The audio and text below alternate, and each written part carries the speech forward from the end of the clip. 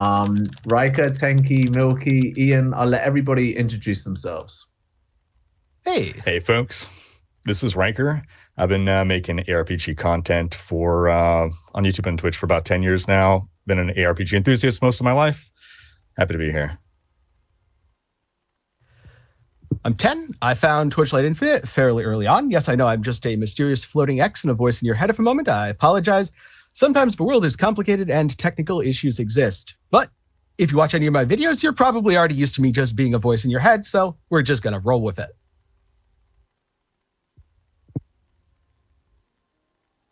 Oh, Milky, you're muted. Sick. There we go. I'm Milky. I do a lot of the max roll guides for Torchlight, whether it's leveling or stuff like that. Also stream the game over at Twitch, make videos for it. Yeah, just an all-round enjoyer of ARPGs. Yeah, and finally, hi, this is Ian from the Torchlight Infinite dev team. Glad to be here with all of you guys.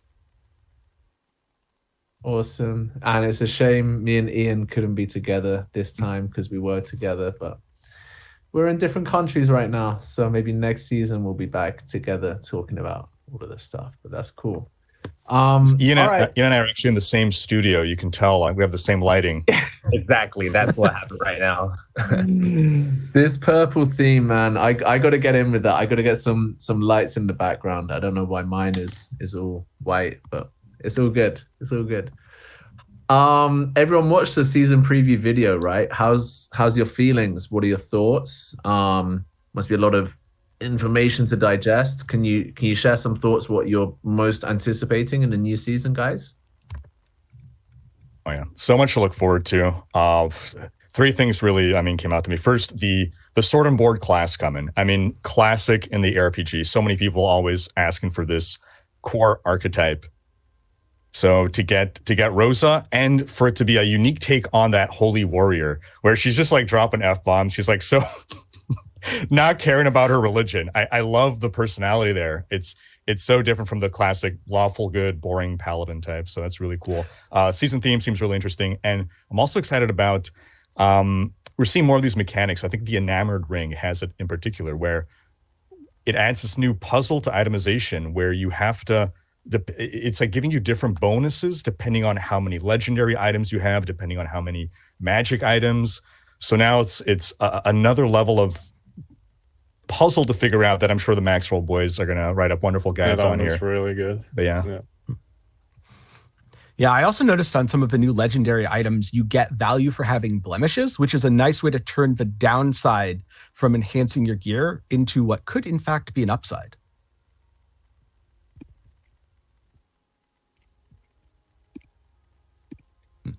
Yeah, and for me, it's always the trait card stuff as well. Like the changes you've made to the end game is always the stuff I look forward to. And I thought you made a step in the right direction last time, but with the changes you made this time, it looks like it's going to be way more fun, especially the 2 chaos card thing where you don't have to wait as long to get to the future ones.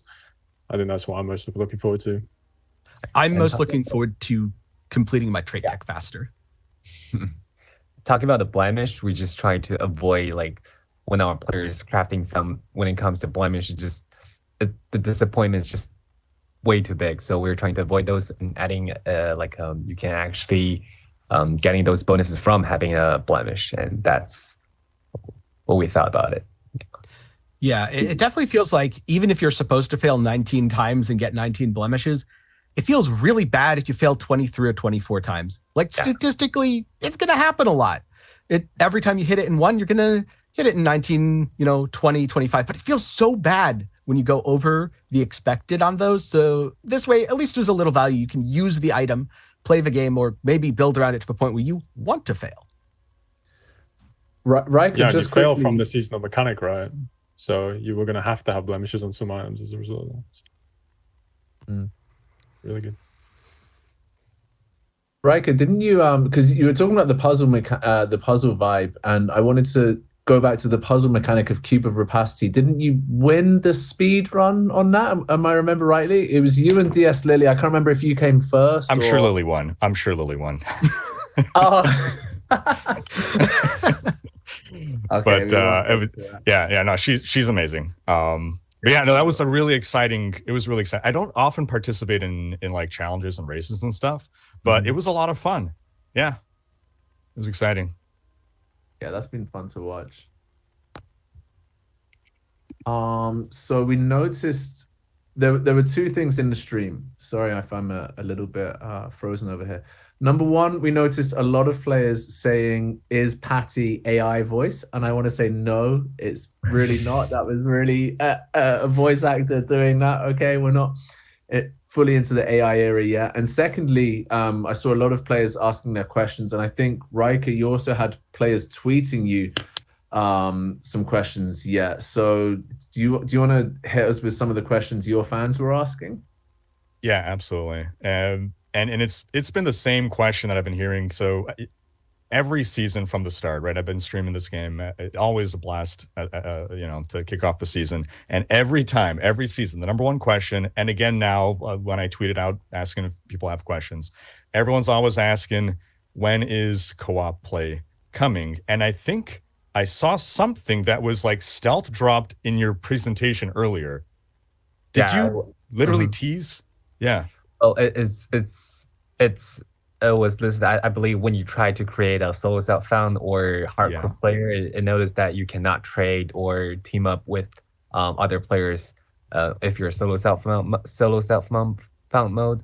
But like it was written there, but doesn't mean like the team up feature will be up there. But we really hope to launch it as a probably like an event at some point in the next season. Well, that was a really beautiful expectation that we want to achieve, but we fully understand that everyone wants multiplayer. And what can I say now, that it is in the stage where it is not like we just created an empty folder and that says it was multiplayer, and we actually experienced ourselves in the internal testing version.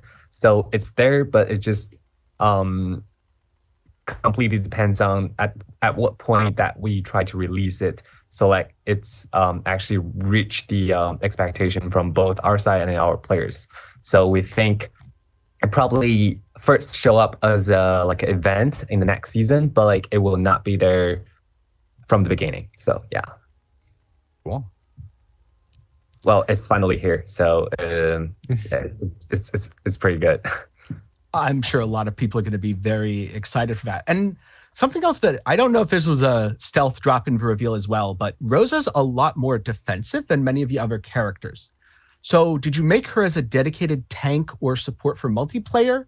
Or are you more envisioning that people bring whatever build they have if they're clearing the Nether realm with kind of all-rounded or high-damage characters and just group up when they want to, rather than making dedicated characters for multiplayer? So first thing is that our game, like when it comes to multiplayer, is not like an MMO where each one has their role. So like Rosa work as a tank, we probably have as a healer. No, we are all like warriors, so we are fighting through the Nether realm. But there will be like the way that we hope our multiplayers will be is each one has a position. So for example, we do hope that if we could have like an aura bot version in Torchlight Infinite, and we do like hope that the cooperation between each class could be 1+1 greater than 2. So there are definitely combinations between each classes in our multiplayer mode. So yeah, it's not like working as a tank, but like it definitely serves because from the season preview, you see it actually pulls all of my enemies into her divine shield, and that's like one way how Rosa can actually support her teammates. Yes, she reminded me a lot of a playstyle of a Z Satyr or Z Barb from Diablo. Mm-hmm. You need someone to pull to the mobs, right? Like you don't have to walk all the way through it. Yeah, that's one way you can use Rosa to support you. Speaking of those other game modes, hardcore, how prepared should people be before diving into hardcore? Well, you can just jump right into it. You don't have to be anything in preparation beforehand. But like if you want to achieve a good standing in it, like in hardcore or solo self mode, you probably need to know a little more about the affixes, especially those map affixes and its various mechanics in game. And I think you'll probably be like 100% focused and pay particular attention to your survival stats. And I think that's what, just be careful. I think that's how you could survive the hardcore. Yeah. Be careful. I like it. Yeah. I So guess- with players, go ahead. No, I was just going to say, my first question would actually be in regards to, you made a big decision this time around, some of the people talk about every time as the season progresses, it becomes more of a topic, and that's the trade house.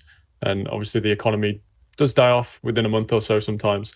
So how do you see combining it as working to improve the game for people on EU, NA, and Asia? How does it make the game better for those people? And is there any concern that a lack of parity between like Primacris, anything that maybe the people on the Chinese server get that we didn't, and that's going to affect like trade house slots, because that is a big advantage? Yeah, it's a pretty long question, but that would be mine. Yeah. So first off, the reason that we try to make the trade house worldwide is because it's such an important part of the game, and especially in the later stage of the season, everything is limited, and we hope to widen the market, increasing there more people actually selling and buying goods, and allowing more people to have the chance to get what they want. So that's our only and initial thoughts on why we're making this trade house worldwide. And also, a broader market is less likely to be monopolized. So like there won't be like players buying all the goods and then raised up the price, so like other players will never catch up with the price. That's things that we want to try to avoid. And talking about Primacris, I'm pretty sure the booth tabs is purchased through Primacris, and we only given out Jagged Primacris. And also for bonuses is pretty much the same, no matter if it's in EU, Asia, or in China. So it's gonna be balanced. It's not gonna like favor one part of the game. We try to make everyone share the similar and balanced gaming experience. Yeah. One thing that brings to mind for me is trading parity, where if one group of players are generating most of the items, they'll have more influence on the price. And if another group of players happen to be buying more of the items, they will have less of an influence. Do you think there's a concern that people in one region of the world will be playing more of a certain build, causing either a glut or scarcity of items that impacts another region where people won't be able to do anything in their own gameplay to adjust? That will definitely happen, because I'm pretty sure like we do our data analysis, right? And there's a data that shows in, let's say, not in China, there are like more than 50% choose summoner builds. So like I'm pretty sure those builds in worldwide is just crazily high, and people all want those, let's say those legendary gears that suits for summoning builds. So that will definitely happen. It's really hard, but we took players all over the world as a whole. So like we do not judge or make any changes simply on one side of one part of the game, but we took that as a whole. Yeah. So basically, you don't have to worry too much about something being too rare, because that's gonna be worldwide. It's gonna happen all over the world, and we will make changes from perspective of we're gonna make this entire game balanced. So you don't have to worry too much about the habits that different players all over the world are sharing. One thing that comes to mind as a potential solution is the legendary drop event, where players could target specific items. That if that does end up happening, how open are you to making that a core feature of the game? That's also one good question, because we put that at the end of the season last season, where you can actually ask for the drops that you want. You can actually choose the drops that you want, and based on our analysis, I think that's a pretty good sign of the game, because now the players can balance the what they want, and they don't have to worry about someone else taking over the entire trade house. So it's still gonna be one of the events of next season. It's not gonna be like a core system, but it will be up there earlier than this season. It's not gonna be showing up at the end of the season. But thinking about making it into a core play, I think we still need more observation, because last season we put it we put it up at the end. It doesn't really show too much like data of whether we should make it a core gameplay. Sounds good.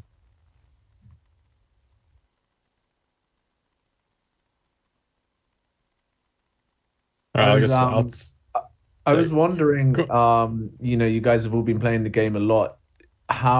Whether you noticed us talking about the customized loot filter, by the way, is that something that appeals? Yeah. Very much, yes. 100%. Is it so? Maybe you guys have already put one together. How long do you think it's going to take to put one of those together? Because it looked like you can do literally everything. Is it going to be presets or? So you are talking about like how long does it take to actually create a custom loot filter? Yeah. So if I was to make my own, yeah, it looks you got to go between all the menus and all that. Yeah, is it? Yeah, exactly. The presets and stuff. Yeah, that's one thing we want to clarify is because we try to make this work as our first priority. So like when it comes to user interface, it's not that easy to use. So basically what it means is you will probably spend plenty of time creating one, but once you've done it, it's gonna work perfectly. So that basically means you have to like customize each of the gear or drops one by one. You can decide whether it's looted up or not, the color of it, and yeah, that's what we wanted to. Luckily for most people, they won't have to bother. They'll just come and ask for hours anyway, right? Exactly. That's what my thoughts is as well. So I'm still waiting for just put the work on us.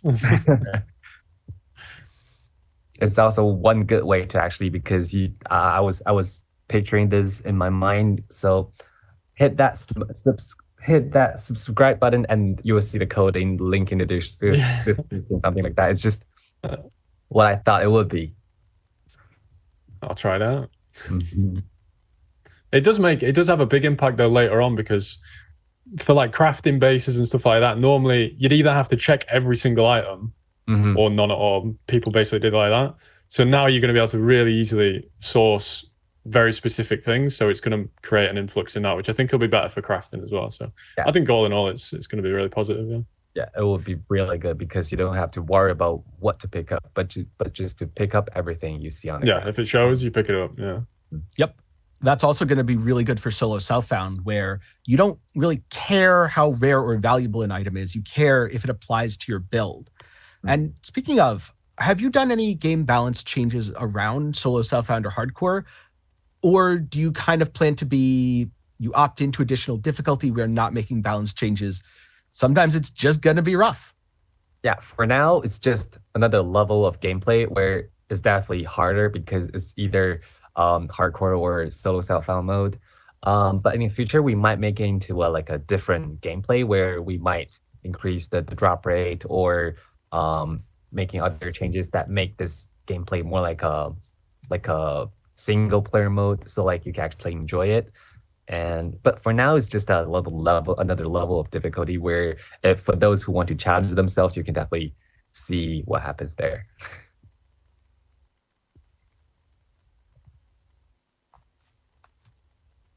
Another challenge that people will be doing then is with the city coming back. You mentioned in the thing that it's going to be in a drop form, so it's going to be like a token. Can people who really like that mechanic just buy them up and only run City of Eterna now? Am I looking at that right? Is that what people can do?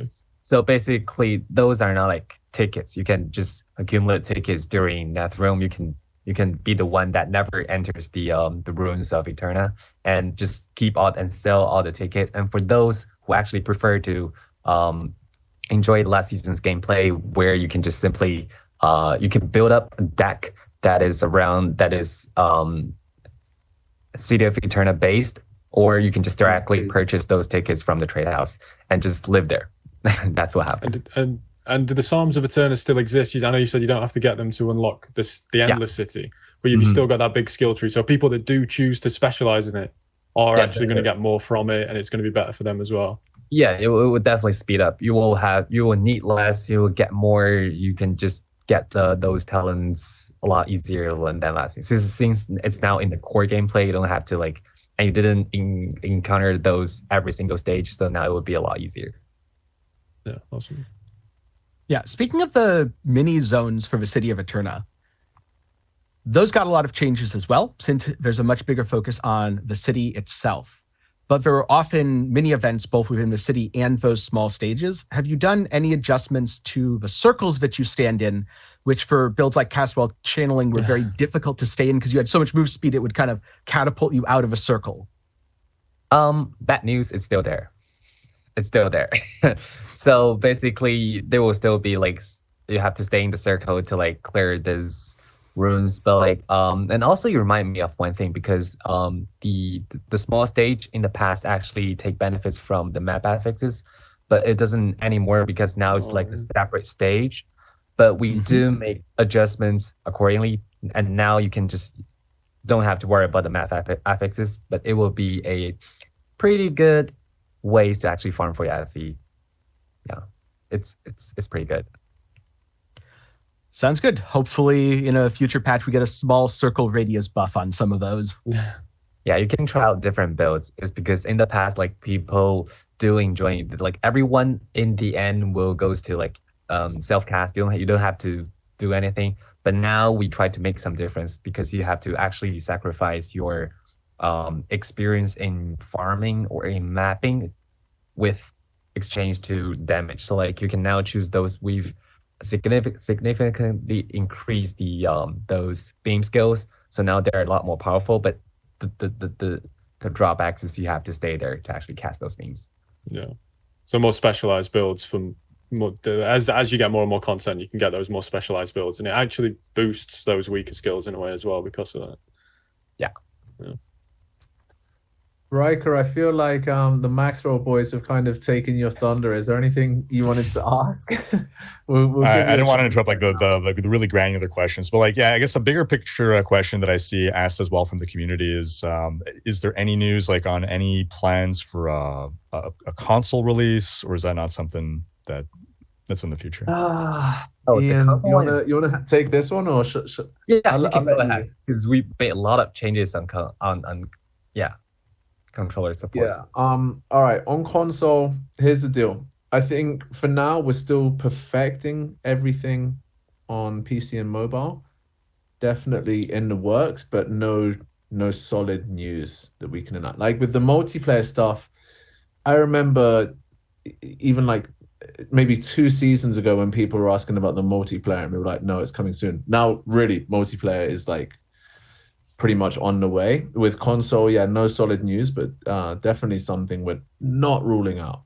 Yeah, I think that would be sick though. That'd be totally awesome. I get it. Totally get it. Yeah. Yeah, because we're constantly optimizing our controller supports. It's a lot better than last season because I believe compare the controller even to like, oh my god, compare it to the CBT. It's a totally different world. You know, it's a totally different experience. Not the CBT, the OBT. Sorry, but it's way better.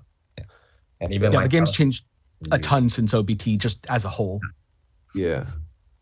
Because each season we just try to be better. So I believe each season is better than the last ones. It couldn't be worse. So yeah, let's just give us more time. That's not the attitude. It couldn't be worse. Well, the reason is all the gameplays are left behind. They're not removed. That means the content's there. So it couldn't be worse, right? It's just like we're only making optimizations. That's what I'm. Those are dangerous statements to make. Yeah. One thing I wanted to hear from you guys, and I don't know if it's Rhykker or Milky or Tenkiei. You know what's interesting for me is this whole build sharing thing. Like when you guys are streaming, your influencers on Twitch and on YouTube and Twitter. With the build sharing function, we've obviously made that a lot easier. What's your experience been with your communities and your fan groups? It's a game changer, that one. Really nice, thank you. Not only that, but if you use other tools, every single time you make a minor adjustment, obviously you have to edit it and it's not updated for people. But now, if you can just every time someone asks you, you just copy paste the link and go, you go, and it's the current version of your character.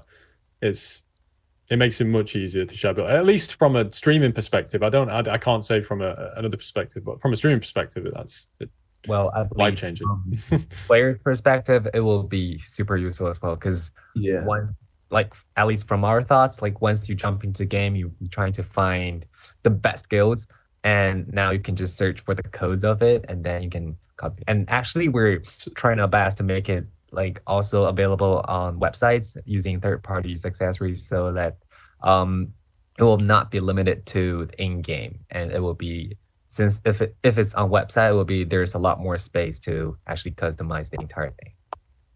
That brings up a topic that I was thinking as I watched the reveal.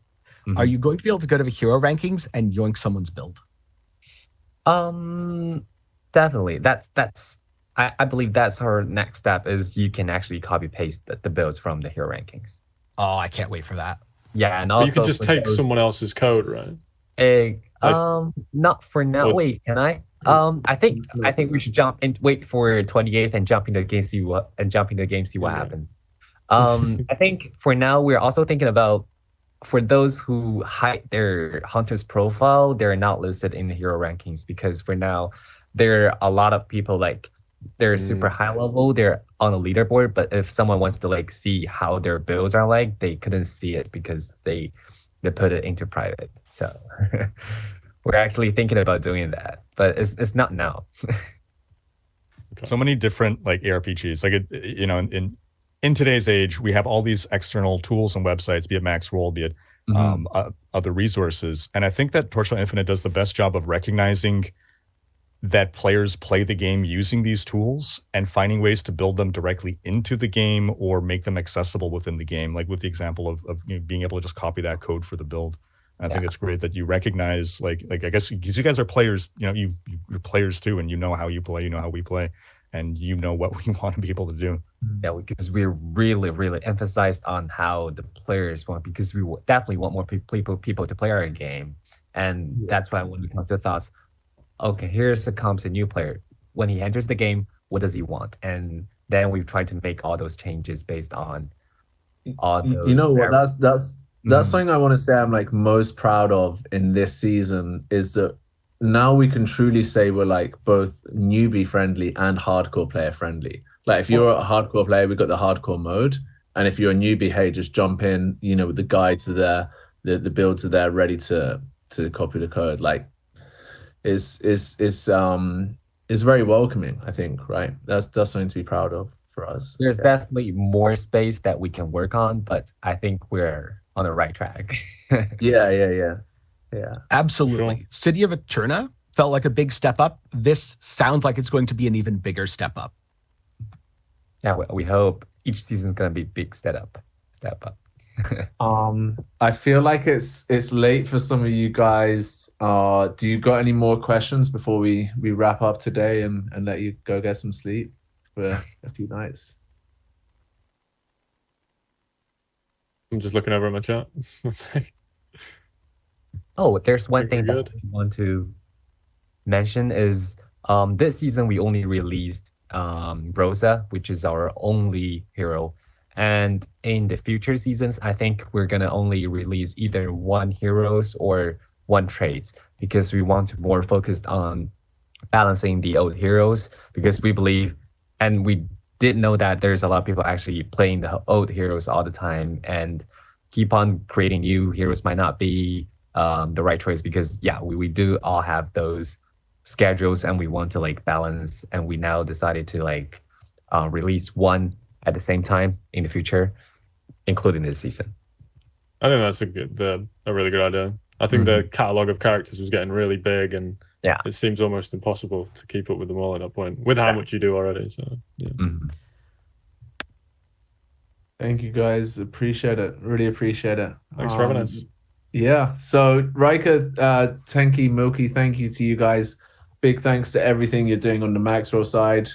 And Rhykker, I don't know, the next time there's a speedrun competition, maybe it'll be down to you and DS Lily. Let's see. I hope I haven't created some Twitter beef there by bringing I'll get her next time, for sure. You guys are pretty friendly, right? Yeah. Yeah. No, we hate each I other. remember Riley was I remember there was one speedrun competition where you actually came first, and then you were like you were then streaming you watching the guy coming second. I can't remember which speedrun that was. I think that's the Cube Dash. Cube Dash, yeah. Okay. Yeah, that was a while ago, but no, that's awesome. We're trying our best to actually come up with a server used for competition. So you have limited character creation and also you can just it also automatically records your best record, and then something like that. There's a ranking for it. Yeah, we're working on that. It's like also one of the um mid-season events, I would say. It's pretty cool. Sounds it. Yeah. Is there going to be another mid-season this season? Sorry. Yeah. Are we allowed to say February? I hope I haven't let the cat out of the bag there, but yeah, February. Oops. Wait, can you say that? No. Look. I get a message from my boss now. No, I didn't say it. Well, look at the good news. The best conversations always start with, I don't know if I'm allowed to say this, but. Yeah, that is really good. All right, so let's get that date out there one last time. December 28th, 6 p.m. PST, Season 3, SS3, sorry, Twinightmare. Thank you from me, Ian. Thanks, everyone. I'm glad everyone's here, and we are willing to bring more new contents each season. And yeah, thanks for all the support. And from the boys, Rhykker. Yeah, thanks a lot for having me, and yeah, excited for the next season coming up. Appreciate it. Thanks a lot. Thank you very Thanks for much. having us. Appreciate it as always. Can't wait. Always good to hear more about how the game's made rather than just what's changing. Mm-hmm. We're always glad to share those as well. We're always no one actually cares about those before. They only cares about what was changed. All right, see you in the new season. Thanks, everyone. See you later, guys. Bye. See ya.